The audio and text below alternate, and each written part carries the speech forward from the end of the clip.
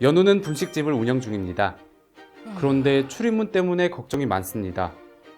분명 들어올 때 당기세요라는 문구를 붙여놨지만 문을 밀고 들어오는 손님이 많았기 때문입니다.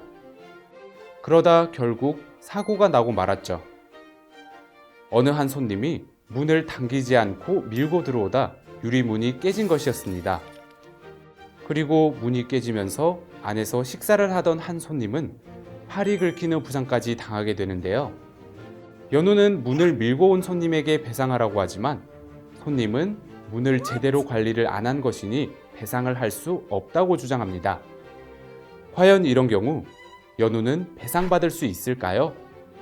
그리고 피해 입은 손님은 누가 배상해줘야 할까요?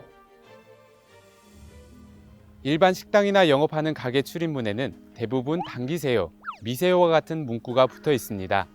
이러한 문구가 모두 상대방을 배려한 것으로 보여지는데요. 하지만 문구를 보고도 본인이 편한 대로 문을 밀어버리는 사람들이 종종 있습니다.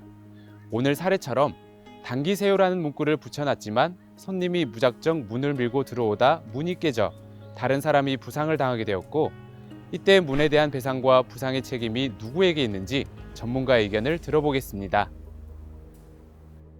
구체적 사안에 따라 결론이 달라질 수는 있으나 일반적인 상황이라면 연우가 배상을 해줘야 할 것으로 판단됩니다.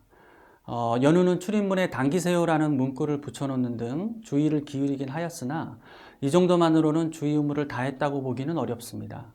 이러한 표기는 고객으로 하여금 반드시 당겨야만 하고 밀면 안 된다는 인식을 주기에는 부족하며, 당기세요라고 써있는데 밀었다고 하여 출입문이 깨진다거나 실내의 어느 곳을 문이 충돌한다거나 하는 것을 예측하기는 어렵습니다.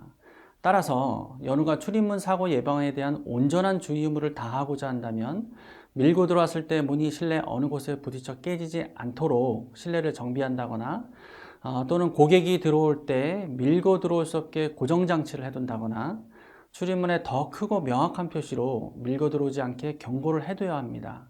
그렇지 않다면 출입문과 실내 사정을 잘 모르는 고객에게 출입문 사고에 대한 책임을 물을 수는 없을 것으로 보입니다. 흔히 온라인상에서 우스갯소리로 우리나라 사람은 당기세요라는 문은 밀어보고 고정문은 흔들어보는 특성이 있다는 내용이 떠돌고 있습니다. 어떻게 보면 씁쓸한 현실이기도 한데요.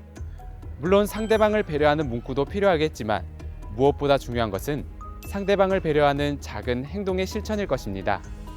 오늘 하루도 상대방을 생각하여 배려하는 행동을 해보는 것은 어떨까요?